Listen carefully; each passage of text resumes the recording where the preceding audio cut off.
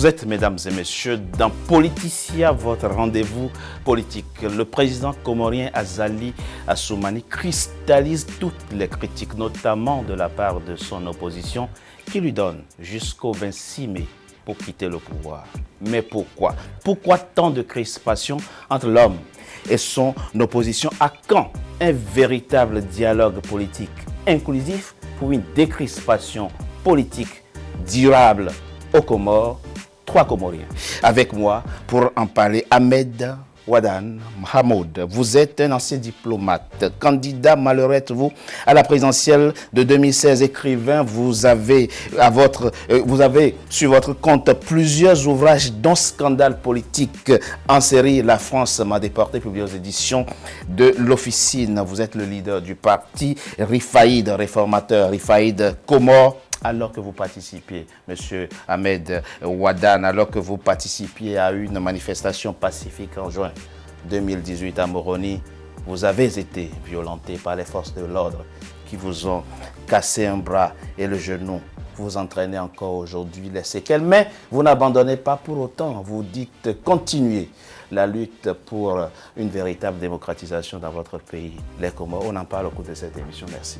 C'est moi qui vous remercie. Merci d'avoir accepté notre invitation. Nassourdine Mouchangama, vous êtes, un expert en développement de projets. Êtes-vous un grand soutien du président Azali Assoumani qui veut faire des Comores un pays émergent d'ici 2030? Et pour vous, il est exactement l'homme qu'il faut pour atteindre cet objectif. On en parle également au cours de cette émission. Merci. Je vous remercie d'avoir accepté notre invitation. Saïd Larif, vous êtes avocat au barreau de Moroni. Vous connaissez très bien le jeu politique comorien. Vous étiez d'abord un compagnon du président Azali Assoumani avant de basculer dans l'opposition. Vous êtes aujourd'hui le vice-président du CNT, le Conseil national de transition, créé dans la foulée de la présidentielle de 2019. Et vous faites partie de ceux qui demandent au président Azali Assoumani de quitter le pouvoir le 26 mai 2021. On en parle au cours de cette émission. Merci d'avoir accepté notre invitation. Le président comorien, nous l'avons dit, Azali Assoumani est sommé par son opposition de quitter le pouvoir, alors même qu'il a été réélu en 2019 pour un mandat de 5 ans. Mais pourquoi doit-il quitter le pouvoir? Avant d'en parler, je vous propose de suivre ce sujet qui revient sur le parcours politique de l'homme qui tient aujourd'hui d'une main de fer les Comores. Il est signé Zahra Mohamed Motou. Nous sommes le 10 avril 2016. Le candidat Azali Assoumani vient d'être élu avec plus de 40% des voix à l'issue du second tour de l'élection présidentielle. Il devance le candidat du pouvoir, Mohamed Ali Soalihi, et le gouverneur sortant de la Grande Comore, Mouni Baraka Saïd Soalihi. Le président Azali Assoumani signe ainsi son retour au pouvoir. Un autre mandat s'ouvre pour celui qui a déjà été à cette place quelques années plus tôt, de 1999 à 2006. Mais pour de nombreux Comoriens, aussi bien issus de l'opposition que de la société civile, son retour à la présidence risque de faire basculer le pays dans une nouvelle période d'instabilité. Dès lors qu'un peuple se lève, dès lors qu'un peuple se soulève, dès lors qu'un peuple résiste contre un régime non démocratique, contre la dictature, la lutte, elle est légitime. Nous, les Comoriens, nous sommes en légitime défense pour faire partir Azali, puisqu'Azali n'est plus légitime. Aussitôt revenu à Beit Salam, le président Azali Assoumani annonce une réforme de la Constitution. C'est pour l'avenir du pays, dit-il. Mais pour l'opposition, ces modifications ne visent qu'à le maintenir au pouvoir. Êtes-vous, oui ou non, favorable à une révision de la Constitution? La question est posée aux Comoriens le 30 juillet 2018, lors d'un référendum de tous les dangers, tant le projet revoit de fond en comble le système de gouvernance. Et avec la victoire du oui, le président Azali Assoumani peut désormais briguer un second mandat consécutif. Ce qu'il fera en 2019, remettant ainsi en question le système de la présidence tournante en vigueur depuis 2001. Et en cas de succès à la présidentielle de 2024, le chef de l'État Azali Assoumani pourrait rester au pouvoir jusqu'en 2029. Cela montre que c'est des méthodes très autoritaires et c'est des méthodes qui ne font pas avancer la cohésion de ces îles qui sont constituées et qui fonctionnent d'ailleurs grâce à lui. qui ont réussi à avoir une stabilité depuis 2001 avec cette présidente tournante, avec le respect de chaque tour de chaque île qui permet de garder cet équilibre. Là, il vient de briser cet équilibre et se pose un homme fort et il veut changer les choses seul. Et comment changer les choses seul? Aller vers l'unité en décidant seul avec un peuple qui a toujours vécu dans cette tension et dans un équilibre très précaire. En dépit de la controverse autour de sa réforme constitutionnelle et des irrégularités qui entourent les scrutins qui le maintiennent au pouvoir, le président Azali Assoumani garde le soutien de la communauté internationale. Un appui occidental d'abord avec la France, ensuite continental. Pour l'année 2021, le dirigeant comorien est investi second vice-président de l'Union africaine, aux côtés du président sénégalais Macky Sall et de son homologue égyptien Abdel Fattah al-Sisi. Une nomination intervenue au moment où l'opposition comorienne tente de se structurer pour faire face à l'actuelle administration. Conseil national de transition, moi je pensais qu'une transition, c'est quand il y a un problème, avant d'aller aux élections et d'avoir un pouvoir. Moi, j'ai toujours pensé que lorsqu'il y a un président qui est élu, il y a un pouvoir qui est mis en place, ben, la transition n'a pas sa place. Mais s'il y en a des gens qui persistent, qu'ils aillent voir les juristes pour voir ça. Un président qui renforce ainsi sa place aussi bien à l'intérieur de son pays qu'à l'extérieur. Ses opposants, eux, continuent de dénoncer son régime et demandent le départ immédiat du dirigeant et la fin de son système qui remet en cause le fragile équilibre institutionnel instauré au début des années 2000 pour mettre fin aux crises séparatistes et aux coups d'État à répétition qui agitaient l'archipel depuis son indépendance. Ahmed Wadan Mahmoud, je l'ai dit, le président Azali Assoumani des Comores a été élu en mars 2019 pour un mandat de 5 ans. Pourquoi voulez-vous qu'il quitte le pouvoir le 26 mai 2021? Tout d'abord, avant de répondre à cette question de manière très précise, Oui. il m'importe d'examiner la question de la tournante sous l'angle de 4 valeurs essentielles qui vont guider notre débat, à mon sens. La première valeur, Très rapidement. la première valeur, c'est la communauté de destin. C'est base fondamentale de tout un peuple. Deuxième valeur, l'unité nationale, sans laquelle il n'y a pas de nation. Troisième valeur, l'intégrité territoriale d'un pays, socle sur lequel repose un pays. Et la quatrième valeur, la cohésion sociale, génératrice de la paix. Donc, les 4 valeurs que je viens de citer, nous les avons retrouvées pendant 15 ans de stabilité. Et c'est sur la base de ces valeurs que le colonel Azali a été investi le 26 mai 2016 pour un mandat de 5 ans qui doit prendre fin le 26 mai 2021. Sur la base de quoi? Sur la base de 3 entités qui forment l'Union des Comores. Non, il y a un peu d'anachronisme dans ce que vous dites. Il n'a pas été élu en 2007, il a été réélu en 2019 pour un mandat de 5 ans. Nous considérons Que cette présidentielle n'a jamais eu lieu. Nous considérons qu'il a été élu et investi président le 26 mai 2016 pour terminer son mandat le 26 mai 2021 pour l'intérêt de notre pays et des 4 valeurs que je viens de citer et qu'il menace s'il persiste à rester au pouvoir. Monsieur Bishangama, que répondez-vous à Monsieur Wadan Mahmoud, pour qui visiblement il n'y a jamais eu d'élection présidentielle en 2019? Oui, pour ma part, le 26 mai, cette histoire de 26 mai 2021, Oui. cette question n'a plus lieu d'être. Ah. C'est la question pour moi et pour ceux qui soutiennent le président Azali Assoumani, cette question est dépassée. Expliquez-nous pourquoi elle est dépassée, cette Elle est dépassée parce que nous avons voté le président Azali le 26 mai 2016 pour un mandat de 5 ans, c'est-à-dire qui devait prendre fin le 26 mai 2021. Oui. Entre-temps, il y a eu des assises nationales.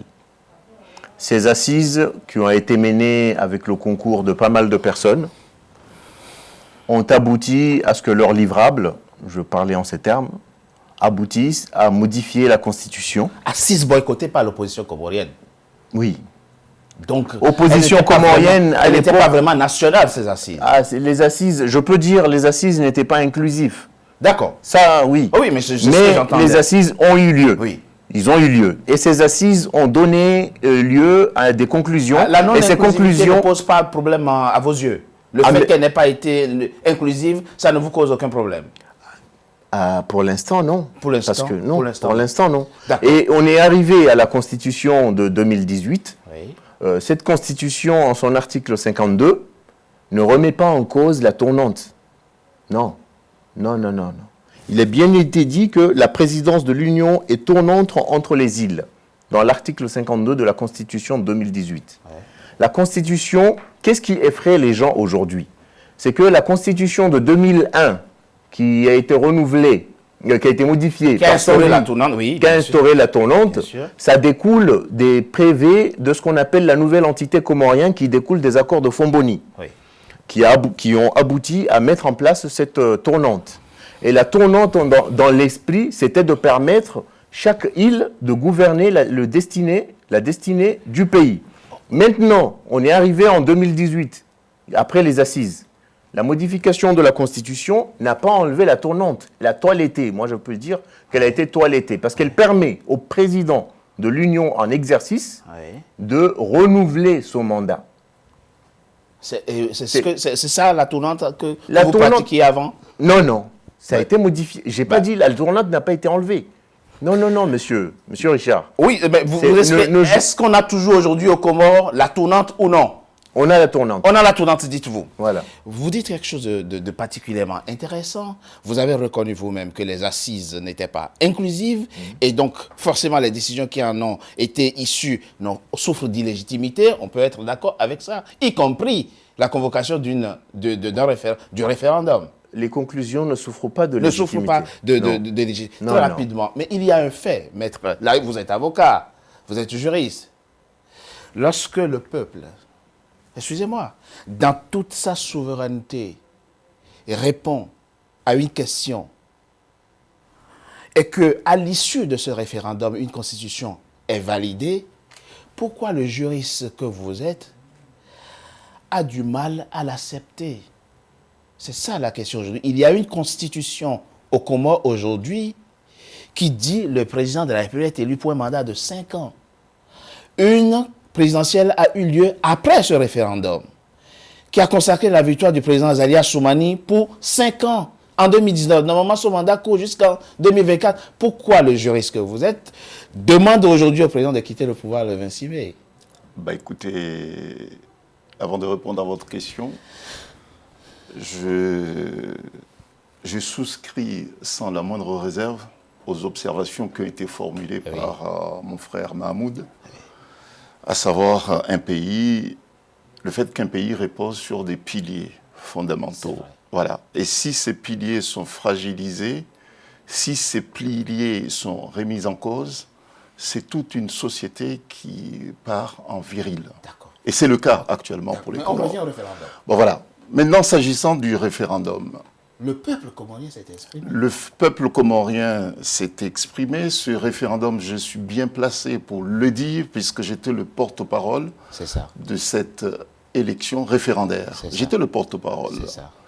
Et je peux vous dire, en toute humilité, puisque je pense que c'est très, très, très important que la vérité soit dite, et vous nous donnez cette circonstance, cette occasion, cette opportunité de nous exprimer dans ce sens. Le référendum auquel moi j'étais le porte-parole a porté le fruit, a porté une réponse contraire de ce que nous attendions à l'époque. C'est que le référendum a provoqué un malaise.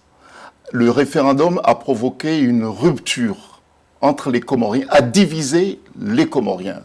Le référendum. Et c'est pour cette raison, en présence des témoins. Populis vos Dei. Voilà, c'est pour cette raison qu'en présence des témoins, j'avais dit au président Azali, dans son bureau, qu'il y a lieu d'entamer une démarche d'explication pour amener les Comoriens à comprendre, dans un premier temps, les réformes qui ont été engagées, et puis les amener à comprendre, et puis à adhérer à cela. Mais bon, le choix a été fait d'engager des élections présidentielles. Les élections présidentielles devaient, je le dis bien, devaient avoir lieu le 24 mars 2019, Monsieur Richard. les élections n'ont pas eu lieu. Il y a eu ce qu'on appelle un coup d'État électoral. Les instances internationales, en premier lieu, l'Union africaine, a fait un rapport, l'a écrit noir sur blanc, comme quoi il n'y a pas eu d'élection. Les observateurs nationaux... Ils n'ont pas dit ça tout à fait. Non. Mais, il y a eu des réserves, mais ils n'ont pas dit qu'il n'y a pas eu d'élection. Bon voilà, les observateurs nationaux et internationaux sont allés dans le même sens pour dire comme quoi des irrégularités d'une gravité exceptionnelle. Et les États-Unis également, ils ont établi un rapport, même le dernier rappelle qu'effectivement, le dernier rapport qui a été publié le 30 mars dernier, cette année par les États-Unis, sont revenus sur ces élections pour dire... Les États-Unis en matière d'élection... Bon, je ne sais pas, chacun fera son oui, on est d'accord. Mais on est là pour montrer... On est tout à fait d'accord. Vous m'avez posé la question pour savoir... Voilà, pour me poser la question, comment se fait-il que moi-même qui étais candidat à ces élections, maintenant je viens dire comme quoi, non, Azali doit partir le 26 mai 2021. Cette position que j'ai aujourd'hui repose sur une logique, premièrement, et puis sur le texte, puisque la Constitution, qui est issue du référendum de 2018, a une disposition, comporte une disposition transitoire, qui dit ceci. Si il doit absolument avoir des élections doivent normalement avoir lieu au plus tard le 31 juillet 2019. Oui. Des élections anticipées. Oui. Bon, il n'y a pas eu d'élections anticipées. Et c'est pour cette raison que nous estimons que dès lors qu'il n'y a pas eu d'élection anticipée, la Constitution... Celle de mars 2019, comment la qualifiez-vous? Ce n'était pas une élection. C'est un coup d'État électoral. Ah, c'est un coup d'État électoral. Et tout le monde en convient, vous voyez, sauf les partisans d'Azali qui ont des intérêts personnels et politiques à ce qu'Azali soit au pouvoir jusqu'à 2030. D'accord. Qui disent comme quoi Azali Votre a été... idée, elle est claire. Il n'y a pas eu d'élection en 2019. Non, il n'y a pas eu d'élection en 2019. Le mandat du président Azali Assoumani... entamé en 2016, prend fin en 2021. Voilà. Très bien. Monsieur, moi je voulais rebondir sur ça. Oui. Monsieur Ouadane aurait raison, parce que vous n'aviez pas participé aux élections de 2019. Monsieur Ouadane aurait raison de dire que les élections de 2018 ou de 2019 n'ont pas eu lieu, c'est-à-dire de les considérer comme s'ils n'ont pas eu lieu. Oui, mais on a le droit de changer d'avis. On a le droit de changer d'avis. La question la plus importante qu'il faut que nous abordions, s'il vous plaît, parce que visiblement c'est ça qui cristallise aujourd'hui les passions, c'est la question de la tournante à laquelle vous voulez absolument revenir. Expliquez-nous, quelle est l'opportunité de ce dispositif? Pourquoi voulez-vous... Alors, rappelons que la tournante, la présidence tournante consacre effectivement que à chaque fois qu'il y a un ressortissant d'une île qui est élu président, que la prochaine élection, ce soit plutôt un autre, un ressortissant d'une autre île, qui soit élu, ainsi de suite, ainsi de suite. Et vous voulez absolument revenir à ça. Pourquoi? Quel est l'intérêt particulier lié à la présidence tournante aux Comores? Je pense qu'il y a trois considérations essentielles, ou bien trois facteurs essentiels qu'il faut privilégier. D'abord, les entités. Chaque île est une entité. Deux, nous sommes en 2016. L'ex-président Ahmed Abdallah Mohamed Sambi avait déposé sa candidature pour la tournante de 2016. La Cour constitutionnelle a rendu un arrêt très célèbre en disant « Vous ne pourrez pas être candidat parce que vous êtes d'origine anjouanaise, donc vous devez attendre 2021. » C'est un deuxième facteur, c'est une jurisprudence. Troisième facteur, ce facteur-là, il est psychologique. Je ne comprends pas et je ne vois pas qu'un Comorien natif d'Anjouan ou de Moélie puisse accepter que Azali, le colonel Azali considère 2016 à 2019, 3 ans, c'est une parenthèse. Et que son vrai pouvoir, étant grand Comorien, va commencer de 2019 à 2024 et 2024 à 2029, un autre grand Comorien. Ça voudrait dire, c'est 13 ans. 13 ans. Si c'est la volonté du peuple comorien. Vous savez, je peux vous dire, Azali, pour paraphraser François Mitterrand, il est le spécialiste du coup d'État permanent. Depuis le 30 avril 1999. Oui, c'est vrai qu'il est arrivé au pouvoir par coup d'État. Par coup d'État. Mais après, il a été démocratiquement élu en 2002. 2002, oui. Il était candidat unique. Il a réussi à évincer tous les concurrents. Le prince Kamal, le commandant Mahmoud Mbadabi. On arrive à un troisième coup d'État, celui de 2016. Parce que nous étions 25 candidats en 2016. Personne n'a parlé de réforme de la tournante de 5 ans. Personne. On était 25. Et on arrive, patatras. Il crée cette argutie, cette ruse pour essayer de dénaturer la volonté du peuple. C'est pourquoi, j'étais parmi les gens qui ont commencé depuis le 25 février 2017, au foyer des femmes de Moroni, à la capitale, de dire « nous allons tout droit vers une dictature ». Ce colonel va tuer des gens parce que ce qui l'intéresse, c'est de rester au pouvoir à n'importe quel prix. Et c'est ce qu'on voit maintenant. Et c'est ce qu'on voit maintenant, vous évoquez. Et là, la question des libertés, et des libertés fondamentales, et des droits de l'homme. 30 secondes. Des droits de l'homme. Donc, ce qui est important, c'est qu'il y a un facteur qui est là, aucun Anjouanais ne puisse accepter d'attendre 2029. Et aucun Moélien ne puisse accepter d'attendre 2039. Je propose qu'on marque une courte pause. On se retrouve dans quelques instants. Pour la suite de notre émission, vous aurez l'occasion de répondre à M. Ouadan Mahmouda tout de suite.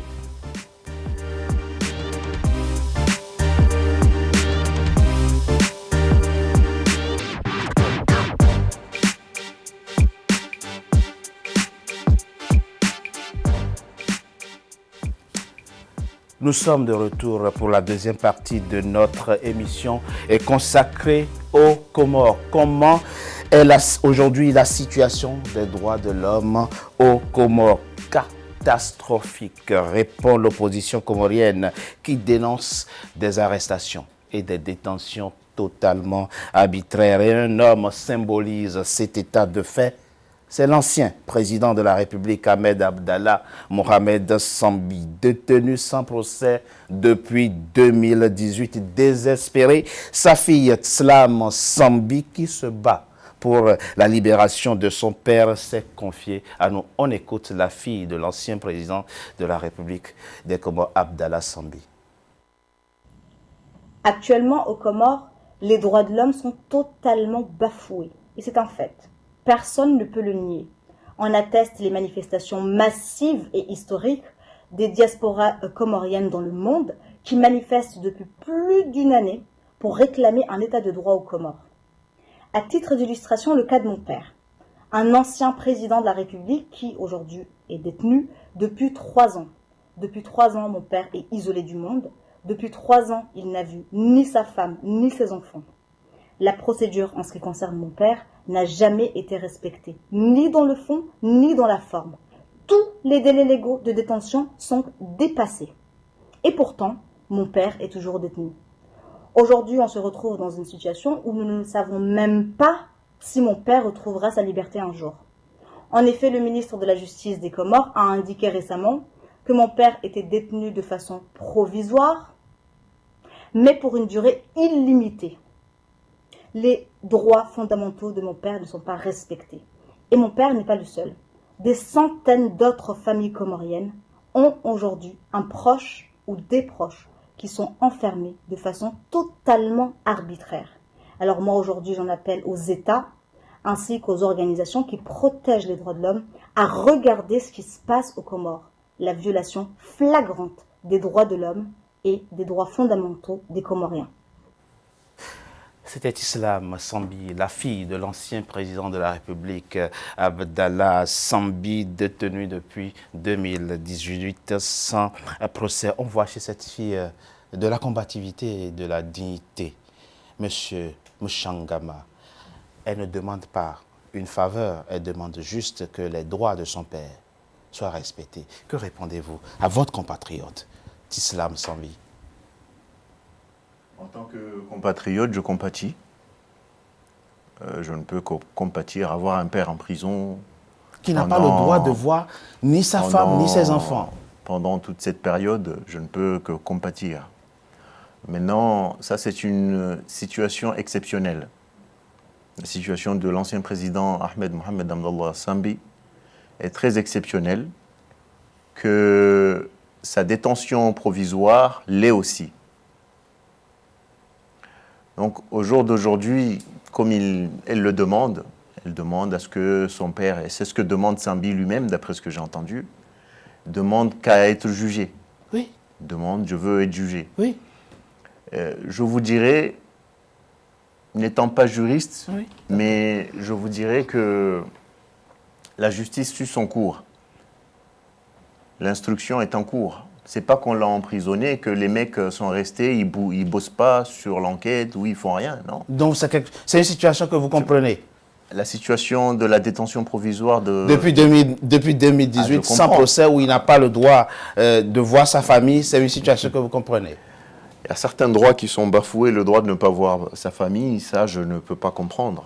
Mais sa détention, je dis bien, sa détention provisoire, je la comprends. Elle dit quelque chose, jusqu'à maintenant. Madame Sambi, dans son propos, Tislam, oui. elle dit, Tislam Sambi, elle dit, mon père n'est malheureusement pas le seul dans cette situation. Il y a des centaines, dit-elle, oui, d'autres Comoriens dans la même situation. C'est vrai? C'est faux. C'est faux. L'ancien président Sambi est le seul opposant aujourd'hui privé de liberté aux Comores. Non, mais c'est pas, on n'a pas de centaines d'opposants qui sont privés de liberté aux Comores. Ça, la façon dont vous peignez que c'est... Non, mais moi je répète oui, vous répétez, mais la façon dont c'est actuellement l'architecture qui est en train d'être conçue, c'est à tout prix diaboliser le régime en place. Non. Enfin, si. C'est pas mon objectif, en tout cas. Non, pas vous, ah, mais oui. c'est ce que je constate en venant, c'est-à-dire depuis mon arrivée en France en 2019, c'est ce que je vois. Le but de toute personne tenant de propos ici, là où nous sommes, c'est de diaboliser le régime en place à tout prix. Le problème, monsieur Machangama, oui. le ministre de la Justice dit quelque chose de particulièrement étonnant. Il dit, l'ancien président Abdallah Mohamed Sambi est détenu de façon provisoire, mais pour une durée illimitée. Donc il peut faire 10 ans en sans être jugé. Puisqu'il n'y a pas de... Il y a aucune balise, il n'y a rien vous savez, qui limite sa détention provisoire. Ça aurait été le juge d'instruction qui ait tenu ses propos. Que vous auriez compris davantage. J'aurais compris davantage. D'accord. Mais lui, venant le du ministre, ministre, non. Il ne s'est pas lu le juge d'instruction, il ne s'est pas lu le parquetier de ce dossier, ni son avocat. Maître Saïd Larifou, vous êtes juriste, encore une fois. Vous m'excuserez. C'est vrai qu'on tombe souvent dans la facilité de considérer que quand on est opposant et qu'on a affaire à la justice, on est forcément victime d'un procès politique. Cette facilité, elle existe et on tombe souvent dedans. Ça arrive dans de nombreux pays. Ce n'est pas parce qu'on est opposant qu'on est au-dessus des lois. Mais on n'a pas moins de droits que les autres non plus. Est-ce que c'est excessif aujourd'hui? Ce n'est pas excessif aujourd'hui, comme on l'entend, qu'il y a des centaines de prisonniers politiques aux Comores. Sinon, vous nous donnez quelques cas, on va essayer d'examiner. Écoutez, lorsqu'on parle de la situation des opposants, enfin de ceux qui s'opposent à Azali, oui, qu'ils soient des opposants politiques, qu'ils soient des journalistes, qu'ils soient un simple citoyen, le sort des Comoriens est tristement malheureuse. Pourquoi? Parce que c'est pas parce que je suis opposant, oui, mais il y a des observateurs étrangers. Il y a les Nations Unies. C'est vrai. Il y a le rapport des Nations Unies. Il y a, vous savez, pas plus tard qu'au mois de mars dernier, la Commission des droits de l'homme des Nations Unies a fait 4 communications sur les Comores en un mois. C'est exceptionnel. En un mois, elle a fait 4 communications sur les Comores. En 2020, il y a un rapport, il y a déjà le pré-rapport confirmé en mars 2020, oui, le rapport qui est... Le rapport annuel 2019-2020. Voilà, qui est extrêmement lourd puisque ce rapport parle de torture, de traitement dégradant voire même cruel, lors des gardes à vue. Et puis, il parle aussi, ce rapport parle des tortures, vous voyez? Il parle des privations de la liberté d'expression et de réunion et de manifestation. C'est des faits avérés. Bon, ça, là, on est en 2020. Le rapport est sorti en 2020. Et que s'est-il passé de 2020 jusqu'à maintenant? Lorsque vous parlez de détention, bon, il a bien raison, mais moi, je pense qu'ils sont très méchants, les gens d'Azali, d'envoyer le jeune Mchangama ici venir défendre l'indéfendable. Ceux qui sont à l'origine de tous les crimes de torture aux Comores seraient bien avisés de venir ici devant votre plateau pour défendre leurs crimes et non pas envoyer un jeune homme comme ça pour venir défendre l'indéfendable. Vous savez, une torture, c'est pas une situation exceptionnelle, malheureusement. Une torture, c'est... Non, mais je veux dire, une torture, c'est pas une situation exceptionnelle. Oui. Une torture, c'est un crime et non pas une situation exceptionnelle. Bien sûr, oui. Donc, lorsqu'il vient dire ici, devant votre plateau, et que le monde entier apprenne comme quoi c'est une situation exceptionnelle, non, mais c'est un crime, une torture. Non, mais vous voyez, à partir de là, l'auteur... Non, il dit la situation de l'ancien président Sambi... Non, mais tout à l'heure, il a parlé, il a dit il y a des principes et des exceptions, vous voyez. Oui. C'est comme s'ils veulent... Ça, c'est hors antenne. Voilà. On était en hors. Bon, voilà. Bon, donc, c'est pour dire comme quoi une torture, un traitement cruel et dégradant, c'est un crime en fait. Oui. Et les auteurs, les auteurs peuvent être poursuivis partout dans le monde. Oui. Que la victime, que l'auteur soit de nationalité étrangère du lieu où la plainte est déposée, ces gens-là peuvent faire l'objet, etc. Votre indignation. Bon, dans le dossier du président Sambi, il s'agit d'une procédure qui a été initiée par des citoyens comoriens, qui a été manipulée, qui a été détourné par Azali et ses amis à des fins strictement politiques. Et je vous donne comme exemple, monsieur Richard, le juge d'instruction de Moroni a ordonné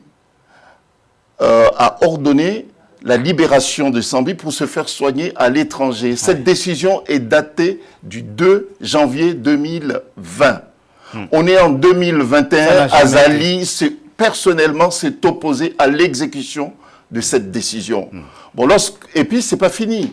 Lorsque son ministre des Affaires étrangères, dans son bureau, invite un journal de TF1, de TV5, si je ne me trompe pas, lui dit, écoutez, revenez, si vous voulez, je vous donnerai les preuves, non pas de la culpabilité. De la culpabilité. Il a parlé de la culpabilité. Lorsque le directeur de cabinet du colonel Azali appelle la presse, dit, écoutez, la culpabilité non seulement de Sambi, mais de Mamadou, j'ai les éléments de leur culpabilité dans mon tiroir. Si vous voulez, je peux vous les démontrer. Lorsqu'Azali, dans la presse internationale, parle de la culpabilité d'Azali, là, on n'est pas en présomption d'innocence. Là, on est en pleine condamnation déjà. Donc, il a déjà été, Sambi et les autres ont déjà été condamnés par les politiques comoriens, sinon les juges d'instruction l'auraient libéré. C'est une stricte réalité, vous voyez. Passer très rapidement. Mais là, comme on parle de torture, puisque c'est quand même des faits graves.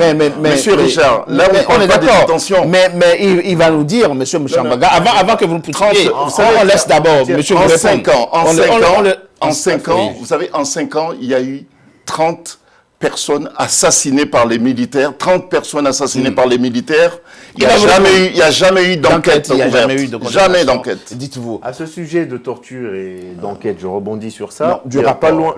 Hier, ou c'était hier ou avant-hier, le procureur de la République a parlé lors d'une conférence de presse, l'a bien dit, il a dit que le dernier soldat qui a été tué, c'était un assassinat.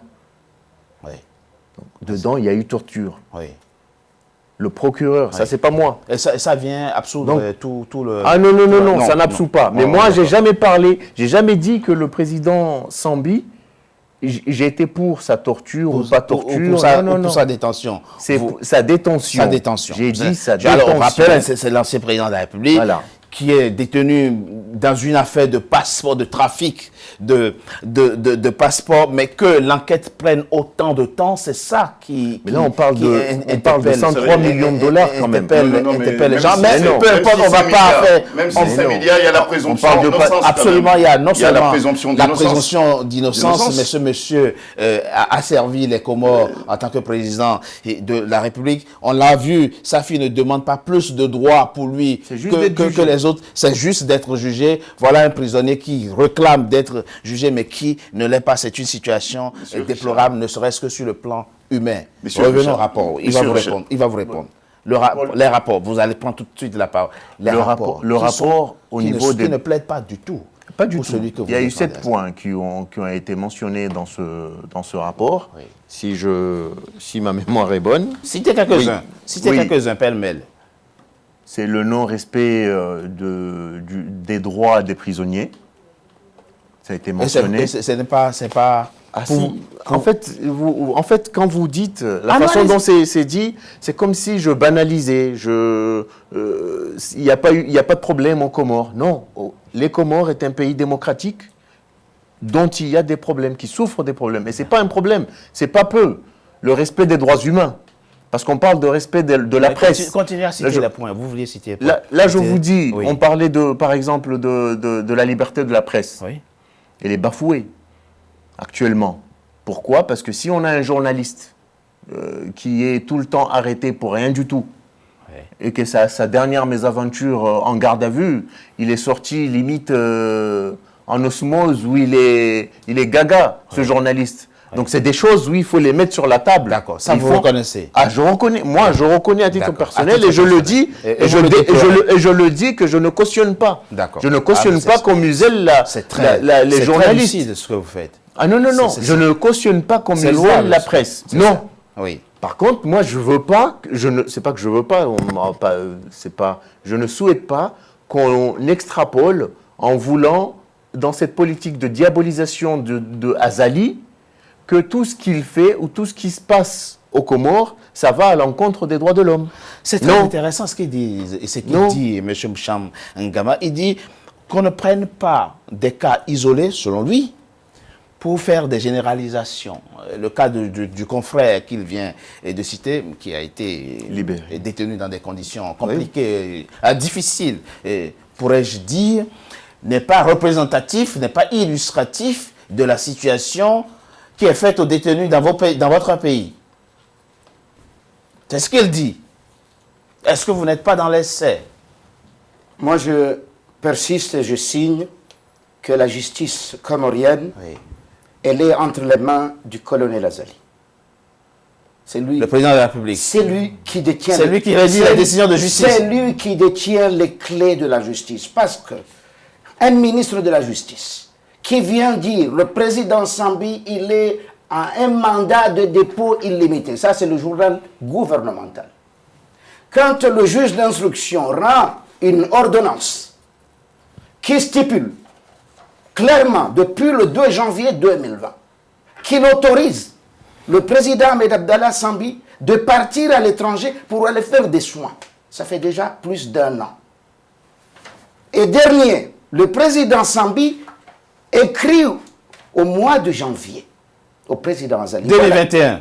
2020. Le 2 janvier, il adresse une lettre de plusieurs pages. Au président de la République. Il le considère comme étant le président élu depuis 2016.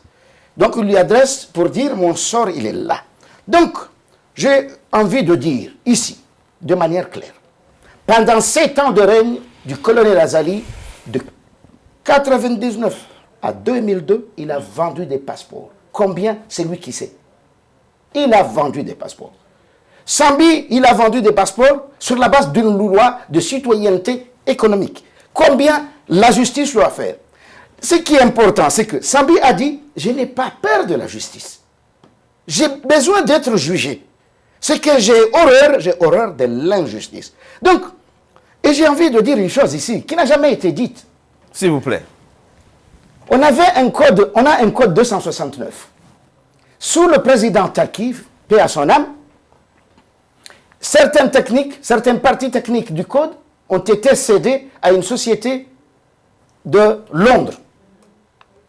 Taki n'a pas eu le temps de récupérer l'argent. Tout l'argent du Code 269, c'est Azali qui le gérait. On n'a jamais dit ça. Pendant 7 ans, c'est Azali qui ramassait tout cet argent qui émanait du Code 269 qui a été cédé en partie par le président Taki. Parce qu'aussitôt, il est mort de manière... C'est une accusation. C'est pas une accusation.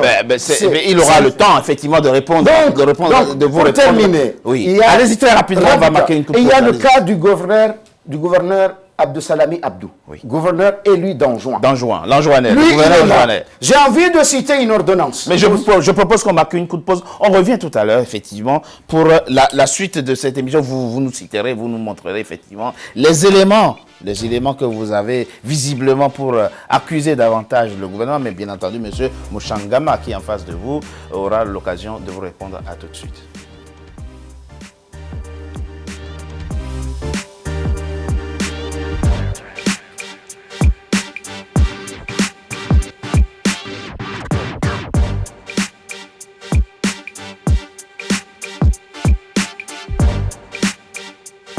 Troisième et dernière partie de Politicien, votre rendez-vous politique, dont le numéro de ce jour est consacré aux Comores, où l'opposition demande au président Zali de quitter le pouvoir d'ici le 26 mai 2021. Mahmoud Wadan, vous étiez en train de nous parler d'un ancien gouverneur anjouanais. Qu'est-ce qu'il y a avec ce gouverneur? Le gouverneur élu, Dr Abdussalami Abdou, il est détenu depuis le 25 octobre 2018. Pourquoi? Et pour une accusation, nous avons un pouvoir que toute personne... Mais monsieur Mahmoud, excusez-moi. Je vais expliquer. On l'accuse. C'est important aussi qu'à chaque fois, vous ajoutiez les raisons. Parce que c'est pas parce qu'on est ancien gouverneur qu'on a une immunité pénale. Voyez, vous savez, à chaque fois, vous savez, ajoutez tous ceux qui dont on l'accuse à chaque fois. Tous ceux qui contestent ce pouvoir sont assimilés à des putschistes, à des gens qui font de la rébellion, à des gens qui font des tentatives de déstabilisation. Tous ceux qui contestent ce pouvoir. Donc, lui, il a été incarcéré depuis 2018. Et le juge d'instruction, encore une fois, a rendu une ordonnance le 10 septembre 2019. Comme quoi, il a tout instruit le dossier et le gouverneur doit être jugé par la Cour de sûreté de l'État, qui n'existe pas. Hein. Le président Azali l'a abrogé. Hein. Donc voilà des faits. Moi, je suis là pour situer que nous avons en présence un colonel, un spécialiste des coups d'État permanents. Un président de la République. Vous ne l'appelez jamais, mais pour que nos téléspectateurs comprennent. Un président qui est élu, je reconnais qu'il est élu du président de la République. Le 26 mai 2016. Oui, mais au moins, à ce jour, il est encore président de la République. Ah, je reconnais. Jusqu'au 26 mai. Ça, je reconnais. Pour 26 mai, je ne sais pas, mais au moment où on est en train de faire cette émission, il est le président. Le président, et je le dis, à chaque émission, je le dis. Je reconnais sa légitimité jusqu'au 26 mai 2021. Respecté comme tel en tant qu'institution. C'est très important. C'est très important. Chez nous, Africa 24, on respecte les institutions. Monsieur Mouchambaga. Je voulais apporter une précision tout à l'heure sur les propos de Monsieur Larifou, qui disait qu'il aurait souhaité que ce soit les gens, les dignitaires de ce régime, entre guillemets, selon moi, sanguinaire, ce qu'il dit, mais moi, je ne les qualifie pas comme ça. Ne vous en faites pas. Qu'ils soient là. Moi, je voulais apporter la clarification. Oui, bien sûr. La clarification suivante, c'est que lorsque cette invitation est arrivée auprès des autorités, j'ai manifesté l'intérêt que j'ai dit, je voudrais y aller. Pourquoi? Tout le monde a dit, tu es à même d'aller défendre parce que tu fais partie de ceux qui ont rédigé ce plan Comores émergent et c'est la base du plan de développement des 5 et 10, voire 10 prochaines années. Voilà, donc je voulais apporter cette clarification. Absolument. Votre participation à cette émission a été validée par la présidence de la République. Absolument. Et vous le faites de façon totalement valable et avec d'ailleurs lucidité. Mais j'imagine votre déception de voir qu'on ne parle pas de votre plan d'émergence d'ici 2030. On parle que politique, on parle que droits de l'homme. Mais vous voyez, il n'y a pas de développement. Le développement n'exclut pas les libertés Les fondamentales. libertés fondamentales. S'il y a un enseignement à retenir de cette émission ou de la situation dont nous parlons dans cette émission, c'est qu'on ne peut pas faire le développement en s'asseyant sur la démocratie et les droits de l'homme. On est d'accord avec ce constat ou pas? Si on s'assoit sur ça, c'est marcher sur des mines, Voilà. une zone minée. C'est pas. Non, c'est La pas question conseillé. maintenant, Donc, c'est maintenant, quel est l'écho que reçoit ces cris de colère auprès du pouvoir que vous représentez à cette table? Est-ce que c'est quelque chose que vous entendez? Si. Cette dénonciation, cet écho, oui, cette la mobilisation dénonciation constante contre votre pouvoir, à l'intérieur comme à l'extérieur. Le constat du que j'ai pays. fait Oui. en venant ici depuis 2019, c'est qu'il y a deux Comores. Il y a les Comores des Comoriens résidant en France et les Comores des Comoriens résidant localement. J'avance. C'est-à-dire, on est tous sur la même fenêtre, qui est les Comores, mais on ne voit pas la même chose. Je m'explique. Vous appartenez à quel Comore? J'appartiens aux Comores qui résident aux Comores. Que voyez-vous et que les autres ne voient pas? Voilà. Nous, là-bas, le problème que nous, on se pose, c'est pouvoir manger, être en sécurité, pouvoir se soigner quand on est malade. Ça, c'est les bases qu'on souhaite. Le Comorien lambda, localement, il veut ça. Si Azali ou si le gouvernement que je cautionne n'est pas en mesure de fournir, de garantir, mais qu'il y a la corruption, on n'est pas en sécurité, il y a des vols, il y a des viols, il y a des... Ça c'est des vrais problèmes selon nous. Alors qu'en ce moment, les Comoriens ont de quoi manger, ont de quoi se soigner, ont de quoi se... Voilà l'exemple, j'y arrive.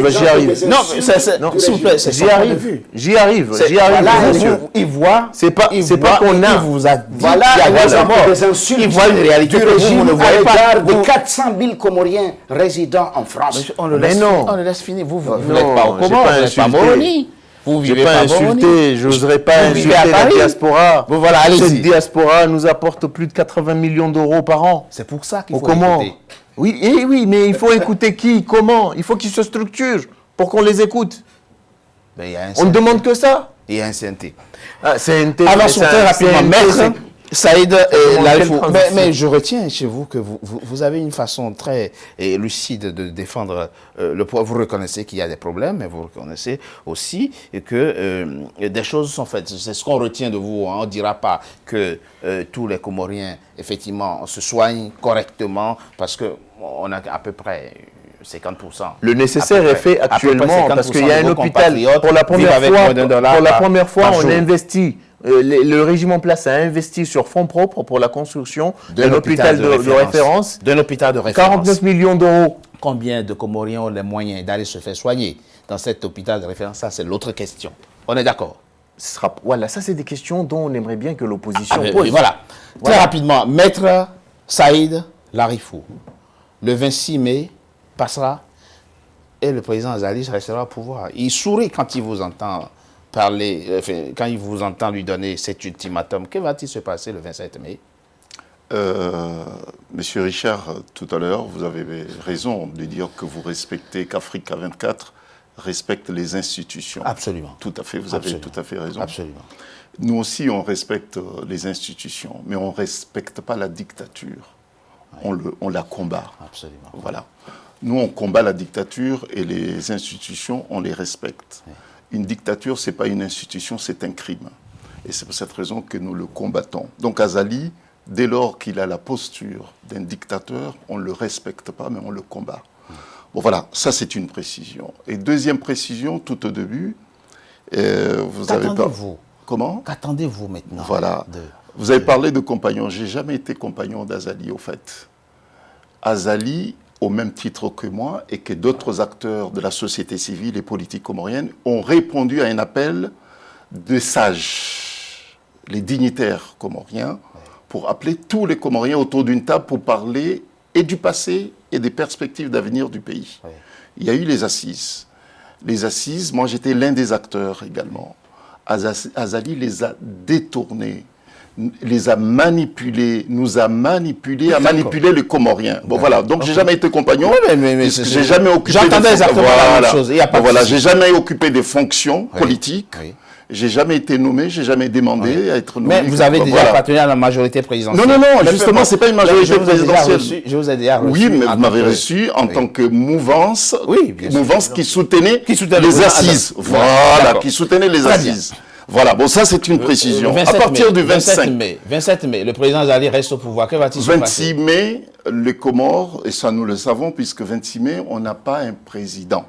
Azali n'a pas la légitimité ni constitutionnelle, ni politique pour occuper les fonctions du président. À partir du 27 mai 26 mai. Ah, au soir du 26 mai. Puisque le 26, c'est la date où devait avoir lieu une passation de pouvoir. D'accord. Donc, à partir du 26, c'est fini. Azali n'est plus président, il n'a aucune légitimité. La légitimité politique, il l'a perdue depuis longtemps. Et ça suppose quoi concrètement? Ça suppose, on verra. On verra ce qui se passera, mais dès lors que sa légitimité n'est pas reconnue, il y aura une désobéissance puisque Azali ne sera pas obéi à partir du 26 et que nous osons prendre la décision d'imposer à Azali un contre-pouvoir. Il y aura un contre-pouvoir. Il y aura le sien qui n'a aucune légitimité.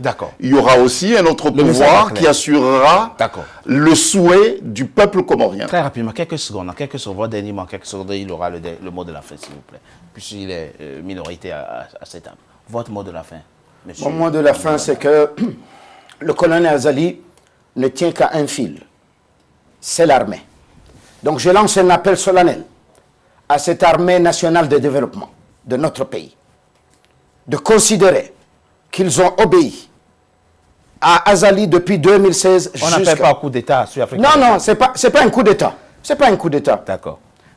C'est pourquoi je dis l'armée nationale de développement. Oui. Qui, dans sa charte, stipule, article 1, elle est là pour défendre l'unité et l'intégrité territoriale. Donc, je dis à cette armée, disposer d'éléments qui sont plus intelligents, qui ont le même coefficient intellectuel que le colonel Azali, de ne pas massacrer le peuple comorien. Parce que Azali compte sur cette armée pour aller tuer. Merci. Nous avons une population de 800 000 habitants. Oui, merci. Il n'y a pas à compter des morts à partir du 26 mai. La vie est sacrée. La vie est sacrée. Votre mot de la fin. Mon mot de la fin, c'est que bon, je remercie Africa 24 d'avoir donné cette opportunité. Aussi, pour résumer, c'est que ce que j'ai dit, c'est que sur ce plateau, l'article 52 répond à la question qui a été posée au début. Et en deuxième point, le gouvernement devra mieux faire en matière de respect des droits humains.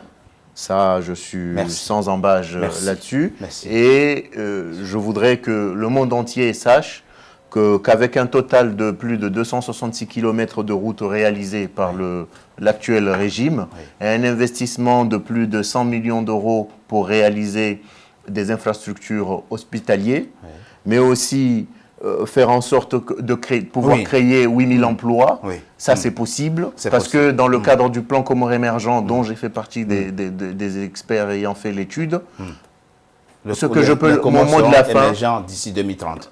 D'ici 2030. Mon mot de la fin, c'est simple. C'est que diaspora, il faut qu'il se réveille. Réveillez-vous, la diaspora. Merci. Parce que, voilà. Mouchanga, je rappelle que vous êtes un expert en développement de projets. Grand soutien du président Azali. Soumani Saïd Larifou, avocat au barreau de Moroni, vice-président du CNT, le Conseil national de transition. Vous appelez à une désobéissance civile à partir du 27 avril. Est-ce la solution? En tout cas, ce sont les Comoriens qui en décideront. Ahmed Wadan Mahamoud, merci à vous également, ancien diplomate, ancien candidat à la présidentielle de 2016, écrivain, auteur de plusieurs ouvrages. Merci d'avoir accepté de participer à cette émission, de faire part de votre combat pour ce que vous appelez une meilleure démocratisation des Comores. Merci à vous. C'est la fin, mesdames et messieurs, de Politicien, votre rendez-vous politique. Je vous remercie d'avoir été nombreux à suivre.